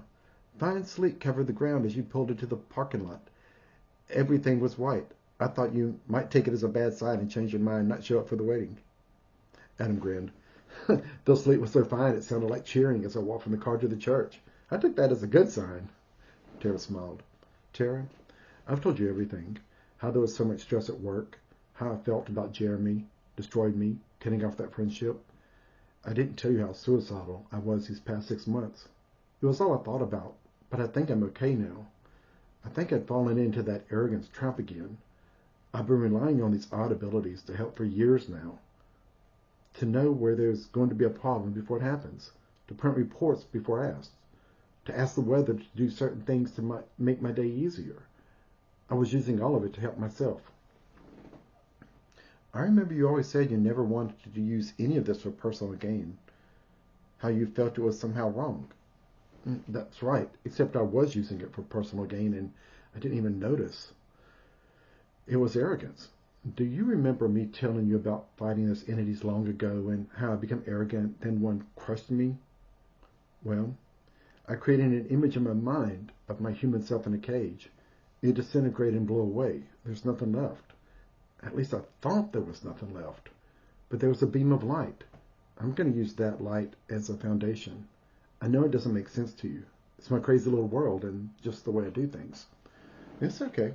I don't need to understand. It's you. It's okay. I love you for just being you. I love you too. Work is still too much. They're supposed to transfer some of my responsibilities to other people, but it's not working out. There are only 3 months left before I leave. They're not even considering hiring someone else to transfer this knowledge. In fact, they just fired several of the EHS staff to reduce costs. No way they're going to hire anyone to take my place. I don't know if I can handle being there 3 more months. You don't have to. It's like you once told me, we're financially secure. If you need to walk out of your job without notice, then walk out. The same goes for you too. We have a fully furnished house waiting for us. Next week, I'll get with my father and get all the papers signed.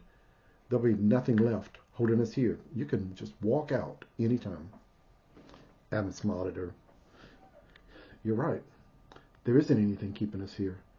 I was only hoping to transfer my knowledge to someone else because my coworkers are great. I don't want to put them in a bind, but they won't hire anyone else. So when I leave, all that knowledge goes with me. What they do is not your problem. Do what you need to do for you. I think I'll write several resignation letters. A 1 month, 1 week, and immediate resignation letter.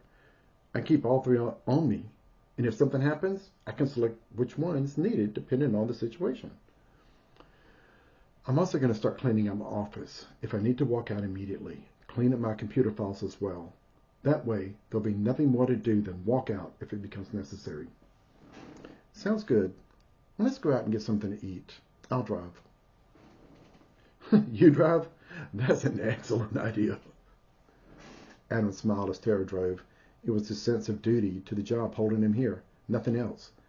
His dad, as a banker, had taught him at a young age the value of being debt-free. He sent every free bit of money as extra payment for their first car loan, then extra money to pay on the house mortgage. Since then, they had saved enough money to pay for their automobiles in full. They even had enough saved now to pay for a used truck. They had no debt, and they were now given a fully furnished house.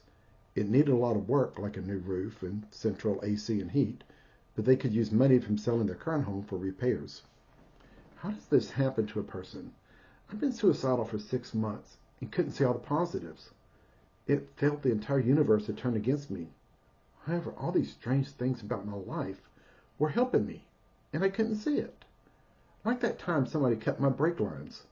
I could still slow down by shifting to a lower gear. Guess whoever cut them didn't realize I had a 5-speed manual transmission and could downshift. Guess not everyone likes me, yeah. Like that other time someone broke into the truck but didn't steal it. Cops thought that the person didn't know how to drive a stick. I was blinded to all the positive. This isn't normal. Why is all this happening? Is there some kind of plan being enacted that I don't know about? I guess it's back to my favorite saying. Take another step. Keep moving forward.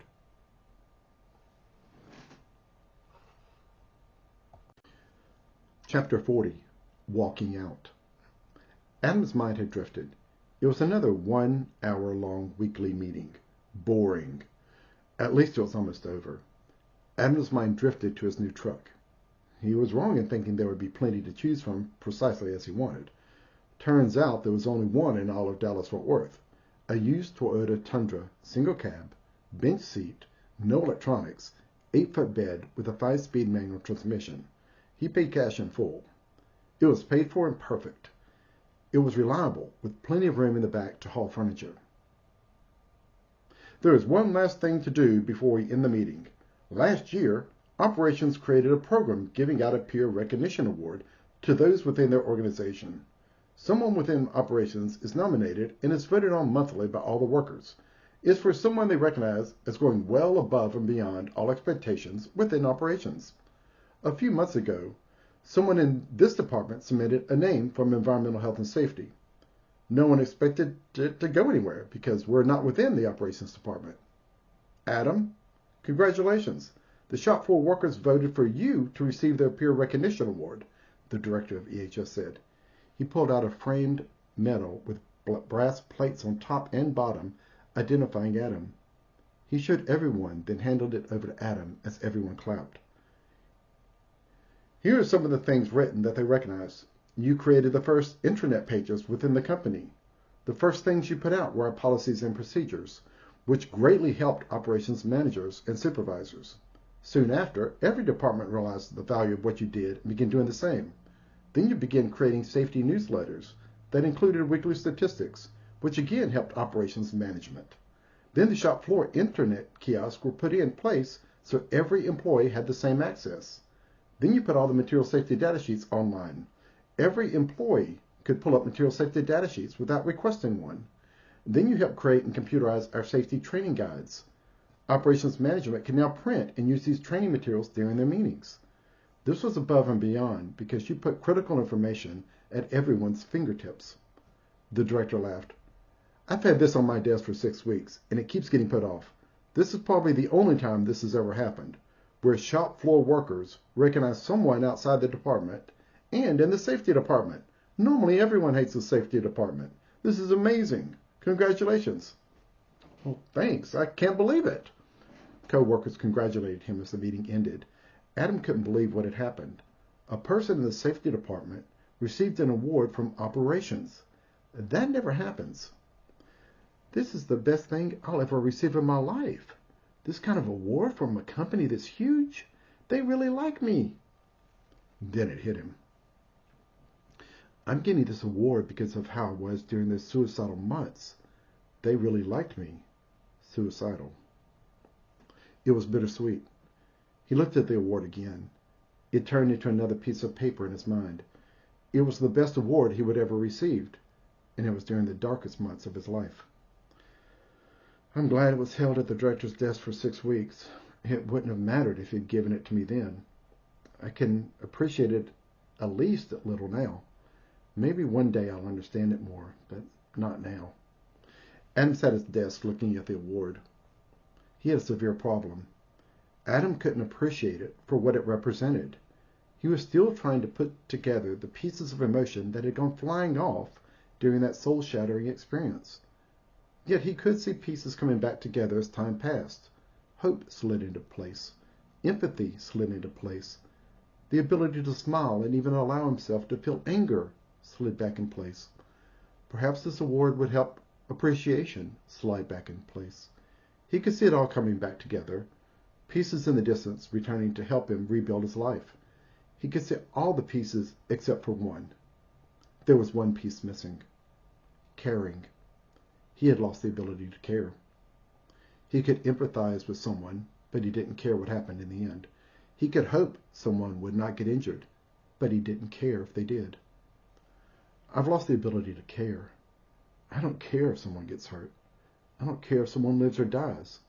I work in the safety department and I don't care anymore. This is a dangerous problem.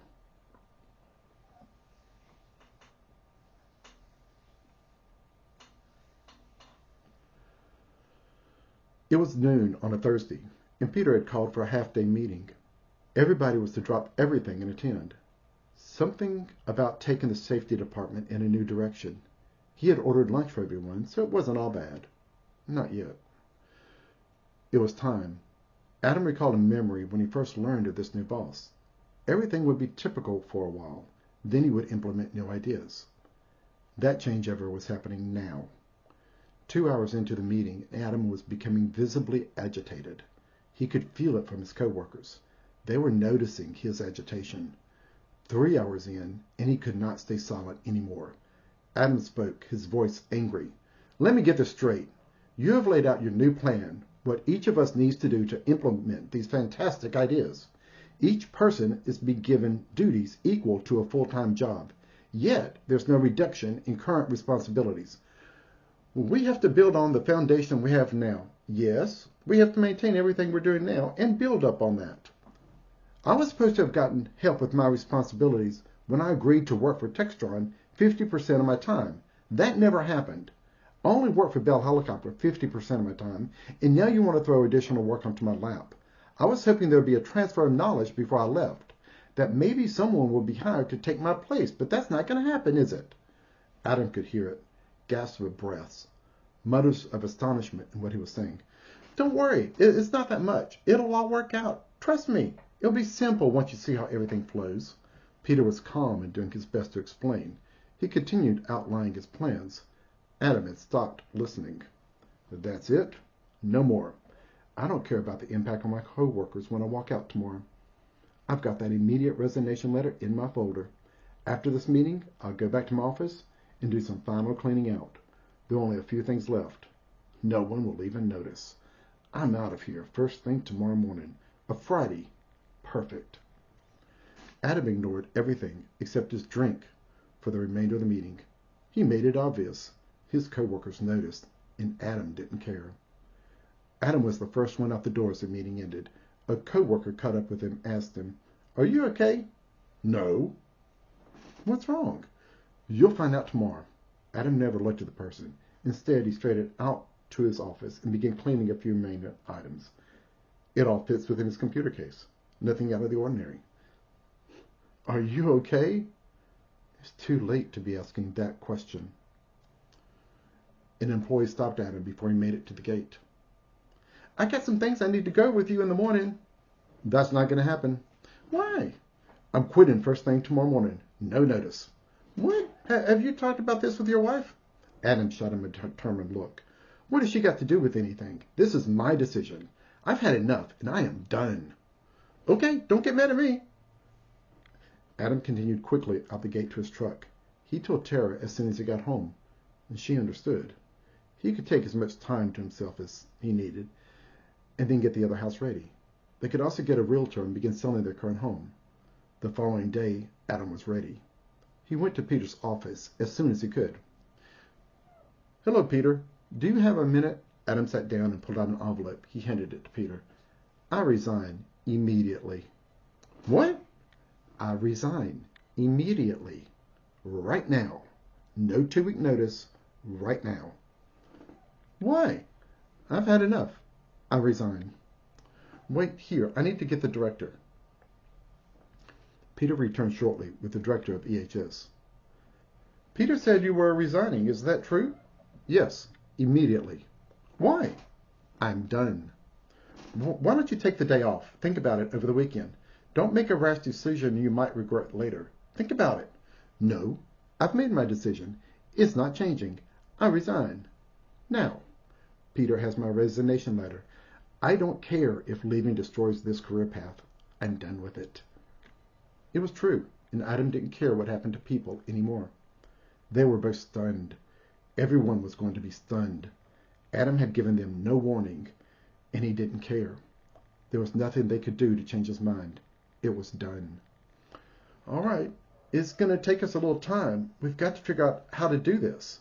The human resource person who normally helps with all this paperwork was fired this week. You also work for Textron Corporate and for the Composite Center.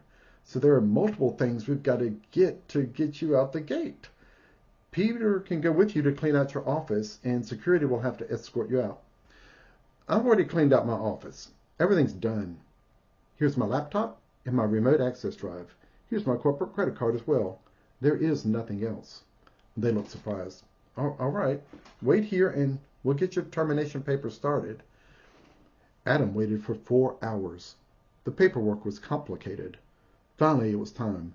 Peter and the director told him goodbye as security escorted him through the guarded entrance. Adam sat in his truck, never saying goodbye to anyone else. He didn't care. He would never return to this job, never return to this career. Everything he trained for in college was wasted. It was helpful for 20 years or so, but no longer. I wonder how long it'll stop before I stop having nightmares. Seeing myself walking barefoot through the machine shop with all those metal shavings. It's over. Every moment of this drive home is my last driving this route. My career's over. Is this retirement? Did I just retire at 45 years old? Retire from that career? Yeah. But I still need money coming in once we get to the new house. I'll figure something out. God, I'm glad this part of my life is over. It's a new beginning.